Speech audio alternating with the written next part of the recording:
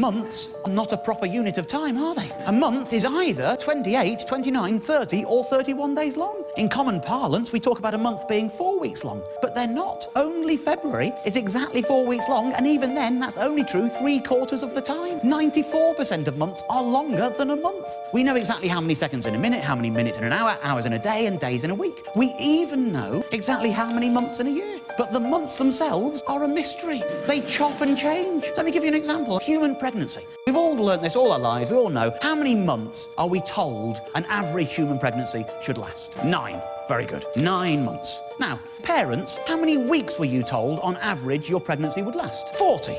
40 weeks is 10 bloody months, isn't it? You spend your whole life as a woman thinking if you get pregnant it'll be 9 months, and then you get there and you discover it's actually 10. You've been conned, haven't you? Let's look at the year. How many months are there in a year? 12. Exactly. How many weeks are there in a year? 52. Good. However, well, 12 times 4 is 48, and 52 minus 4 is 48. It doesn't take a genius to work out we've got 4 extra weeks. And what do 4 weeks make? A month. There are actually 13 months in a year. This is outrageous. This is absolutely outrageous, and I have a solution. I have reformed the calendar. Let me be clear, it is not just the lack of rigour that I have issue with. I have another issue with months, a linguistic one. These are the months as we know them today. Take a look at the word October.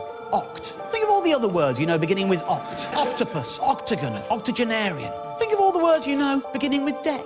Decade, decimal, decathlon. You don't have to be the sharpest linguist out there to realise that sept, oct, nov, dec represents 7, 8, 9, 10. And yet we've put them in positions 9, 10, 11, 12. Why has that happened? I'll tell you why that's happened. It's because of the bloody Romans. Before that, we used to have months called quintilis and sextilis. It used to be 5, 6, 7, 8, 9, 10. But then the Romans got all egotistical on us. They wanted to name 2 months after their emperors. They named months after Julius Caesar and Augustus Caesar. Can you imagine the ego involved in naming a month after a human being? It's one thing naming it after a god. You know, you've got January after Janus, that's okay. Mars gives you March, that's okay. I mean, if you believe in a god, why wouldn't you want to venerate them by naming something as fundamental as a period of time after them? That makes sense. But not an actual human being. Get your egos out of the game.